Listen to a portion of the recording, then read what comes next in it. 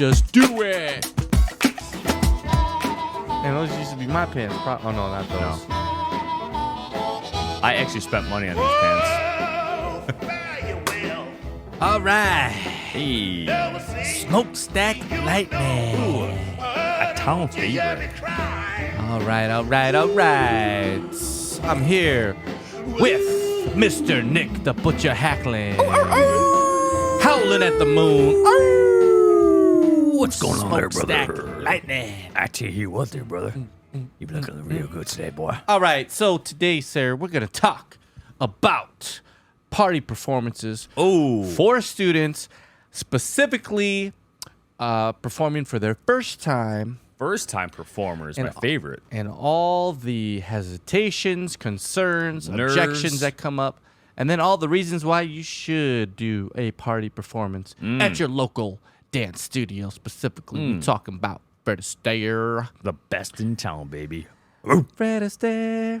All right, so let's talk about party performances, because if you've been dancing sometimes a week, 2 weeks, even a month, you are going to be maybe surprised, maybe you won't be surprised that your teacher's going to ask you, hey, would you like to perform at our Friday night party next Friday? And you're going to say, No. yes, correct. You're going to say no. And why That's are you going to say scary. no? I'm freaking out. Scary. I don't want to do Freaking out. that. I'm not ready. I'm not ready. And you know what? You're not ready in the sense that you're not ready. You're not going to magically dance like some of the pros you see in the ballroom in a week, sometimes in days. Ain't going to happen. No.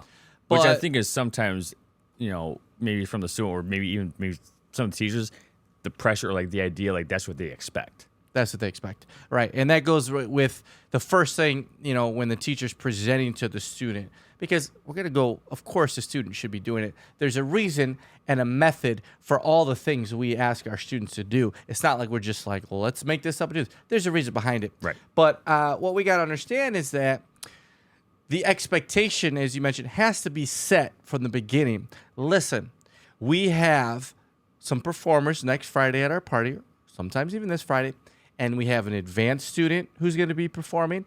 They've been they're in silver. We have, for example, a preliminary or intermediate bronze student. And we also want a brand new student to also go out there and do a little 45-second push-pull, rumba, whatever it may be, to kind of celebrate and show off our basic program student.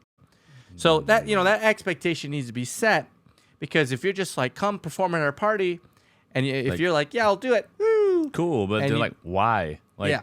I'm terrified of that. Why? And then if they do a rumba box and then they're like, all right, I'll do the rumba box. I must be good. I'll trust my teacher. And then they do the rumba box and they see all these other people do these fancy moves and fancy open routines. They're going to feel like, Education. that was embarrassing. Why did I do this? Like, So why is mine so boring? why is mine so boring? So setting the expectation from the teacher, setting the expectation to the student is the most important thing in the beginning. Listen, we want you to represent the new basic program students and show off and be like, look, if I can get out there, so can you. So you're kind of like a role model in a sense.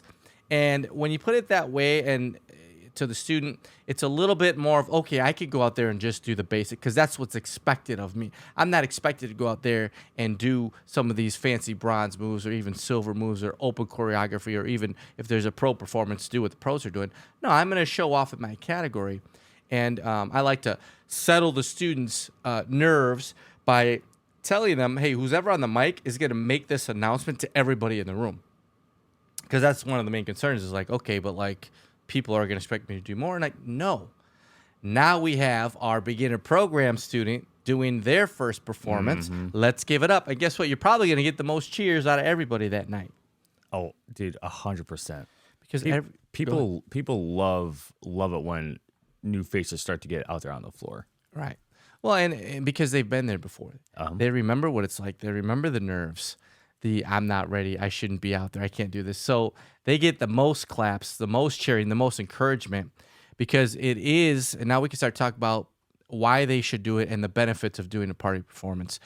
So once we kind of set the expectation of why the student, should perform at a party, okay, I'll do it. Now, but still why? Because, like you said, it's not like they're going out there and killing it and doing all these new steps. It's not going to magically make you better at dancing. But what it does do is a couple of things between now and the party performance, which could be days, could be a week, could be a month, could be months. You're going to be a little bit better at that particular dance that you're going to be performing. Why? Because you're going to take a lesson, you're going to practice it more, and you probably have a specific song you're dancing to. You're going to practice it with your teacher. You're going to go home and practice it. You're going to look in the mirror and try to get your steps down. So what happens is when you start, you have to perform. You have the mentality. You set the goal. You practice more. Naturally, you're going to get better at it. Right. If you don't have a reason to step on the gas, so to speak, and start thinking about your dancing more and practicing more, you still make progress, but it's going to be slower. Much slower rate. Right? It's kind of like in school. Like, you may know you have an exam at the end of the semester, and what do most people do? They wait, they do nothing. Cram. And then they cram. And they studying. learn a lot within that time. Yep. Now, imagine if they had started cramming a month before the test. How good and how well they would have done on that exam. So dancing is no different. So, okay, I have 3 days to get ready for this party performance. Let me just get one more lesson in, focus really hard on this performance, and then I'm going to go home and practice. Well, even in those 3 days, you're going to make progress and get better at your dancing. True. So that's one of the main things is your dancing will improve, right? It will get better than if you didn't do the performance. All right? The other thing, and the big one is, and I'll let you talk a little bit about getting out there and exposing yourself, so to speak. Exposing yourself. Ooh. In a social situation. Okay. There and it is. starting to get over a little bit of that fear of performing and dancing in front of people. Right.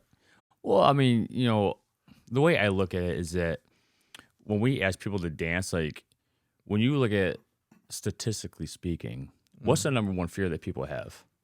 I think it's speaking in front of people. Speaking in front of people. And even that's higher than dying. Yeah. Like speaking people are just and then horrified of public speaking. Right. So that's basically what we're asking people to do with their bodies. True. And they're like, you're crazy. Like, no, like, not gonna happen. Why would I want to do that? But I think it's important to make sure like you were saying, like having the right reason to do it in the first place, like not just to do it just for whatever. It's like, no, like if that's like a fear of yours, like you should be doing that type of stuff so you can actually get over it, unless you want to stay there.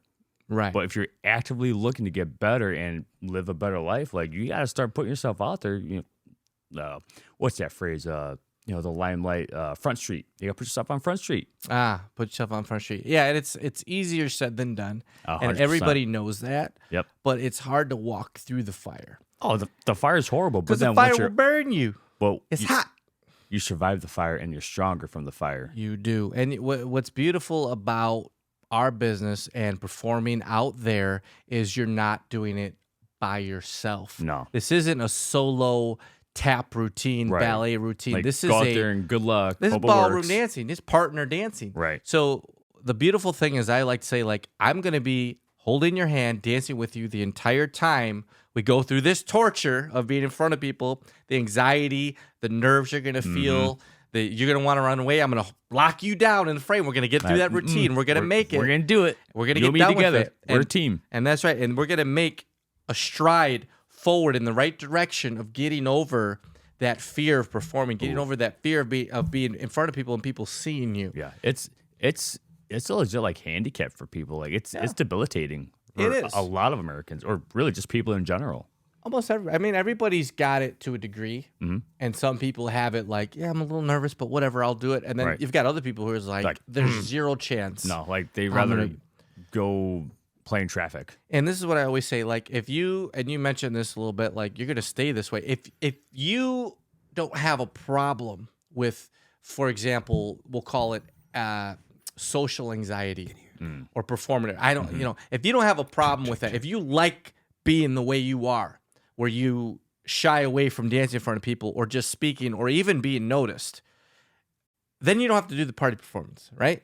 But if you're going to tell me, one of the benefits of ballroom dancing, you're trying to gain some confidence, you're trying to get a little bit more social, and if you say something like, I want to be able to go out to a salsa club, to a wedding and get up and dance, if you even say that to me, you're performing. You're 1,000%. Because 1,000%. any of those scenarios, guess what? There's going to be other people around. There's gonna be other people They're around gonna see dancing, you. like watching you. Dancing, seeing, you're going to feel that pressure. Yep. You have no choice, but you have to perform. Right. You cannot stay a wallflower. You cannot. can't. Especially, and you're right. Especially if you're telling me that. Well, I mean, you just signed, sealed, and delivered that deal with me, dude. And that doesn't make it. Dude, my words did not come out just now. I got Bradley. Bradley, I was like, ooh, my brain was functioning much faster than my words could keep up. That's all right, brother. All right, so. Hey, you know, he said, if you tell me that you're trying to perform, what you've done is you signed, sealed, your fate. Yeah, like you done it. You done it. You done gonna do, man. No, and again, so all these things we're talking about, they need to be talked about and discussed with the student and explained. Because we know all this. We know that you told us you want to be able to, gain confidence in dancing. You told us that you want to be able to go out to the club and be able to follow anybody who dances with you. You told us that you want to be able to go to the wedding and dance, at your son's or your daughter's wedding. What we have to do is now take that, and bad word, regurgitate it back to you to remind you what you wanted. And then we go, by the way, this service, this thing that we have that we're presenting to you, this party performance, actually is the cure and answer and medication to help you get over the issue you have of fear, anxiety, but also to solve and help you get what you came here for, which is be able to do this dancing in front of people. But if we don't break it down and explain it to them, that no, this isn't just a fun, it's a fun party performance, find somebody else. No. This is part of your learning. This is part of your education. This is what you need to get where you want to go, right? So this isn't just something that, shoot, what are we going to have Cindy do? I don't know, let's have her dance at a party. Cool. No. This is part of the journey that's going to make you comfortable and confident in front of people, not only in dancing, but it could carry over into work, carry over into giving speeches. Family. It carries over in everything. Yeah. So you're right. You're right. So I am right. Thank you, sir. Yeah, of course. And you're right too. Yeah. Yeah. So basically, party performances, when you hear your teacher bringing them up, it's not just that we have to fill a slot and we need people to perform. Sometimes we do. Sometimes, yeah, for sure. Yes. But the other half of it is, what are you getting out of it? Ask that question. And you're always going to be gaining experience in performing. You're going to be getting better at your dancing because you're going to be practicing and rehearsing more. Not only practicing and rehearsing physically, but you're going to be mentally practicing, which I think is equally as important, if not more. You're going to be thinking about dancing, thinking about what you talked about on the lesson.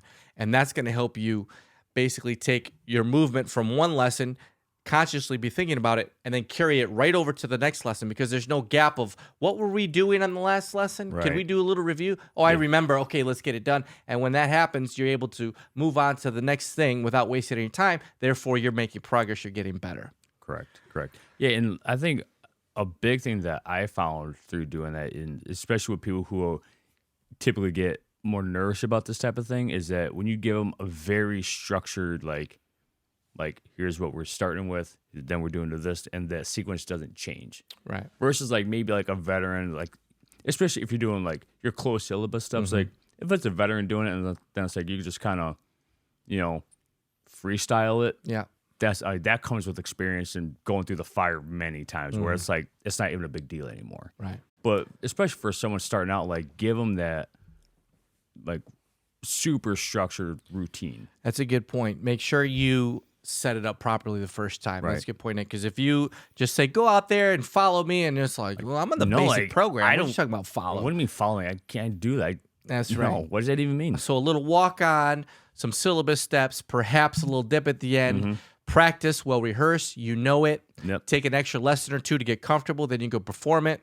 That's when you're going to see the benefits grow. Because you're right. Here's the opposite. If you don't do that and you're just like, all right, just come out, it'll be fun, follow me, and the student lose tracks, messes up, misplaces a step because they weren't sure what you were doing and they didn't practice enough, that could actually take a back step in their progress because now they're like, I'm never going to perform again. It was a bad experience. And they don't trust you. And they don't trust you. And it's maybe not like completely you lost a little bit of but trust. they're like, right. I don't know. And when you lose a little bit of trust, like you go back one step, you got to take 10 positive steps to get that one step back. That one tiny step is actually huge in the long run. It's huge in the long run. So basically what we're saying is that the party performances, they're great for everybody. The brand new people, you're always going to feel like you're not ready for it, but there's a reason for you to do it. It's in the benefit of the social part. It's in the benefit of the confidence, and it's in the benefit of your dancing. Right. And the performance part of it. And the performance part. And you know what? I always say this. If you still don't believe it, you still have hesitation, do it one time. Try it. And if you don't feel like you've gained anything from it, I won't ask you to do it again. But you got to have a little bit of that leap of faith. You got to have, still hesitant. I hear your mouth moving, but I don't understand what you're saying. I really want to do it, but I'm going to trust you. But Nick, you're my teacher. I trust you. All right, I'll do it.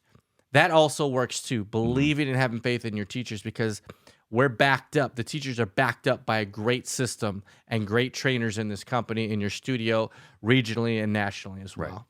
Right. Yeah, it's not like the blind leading the blind. It's like, no, like we've taken many students through the same process, and it's like, just trust us and you'll be fine. And that brings up another point. Ask another student. If you're having a little hesitation, like, thanks, Nick, he's just telling me that because he has to tell me that he's my teacher. Classic. Go grab another student, an advanced student, and talk to them about party performances. They'll do a better job of selling you on doing the performance than we will, because they know what it's done for them personally. And a lot of them now, they're like, I love party performances. Like, usually, like, we have to tell them, like, you can't perform this time. You performed last time. You're performing too much. For the last, 4 parties. Yeah, we got to mix it up a little bit. Like, people are tired of you. No, I'm just kidding. No, that's not true. Nah, you can't say that. That's not true. That's not true. It's great for everybody. So, anyways, I think we did a pretty good job covering I think so, party performances. Yeah. Next time your teacher asks you to do party performance, just do it. Just like Nike, baby. Don't talk back. Yakety yak. Yak, yak, yak. All right. Well, I think we're going to bounce out of here. My name is DJ Airpocalypse. If you haven't heard, you better ask somebody. And this is Mr. Nick the Butcher Haklin. Howling at the moon. Smokestack lightning. Oh, that's not Smokestack lightning. Okay. No. In fact, I've never heard that song. Me neither. I like it. Must be like Bradley's personal CD that he put out on Spotify.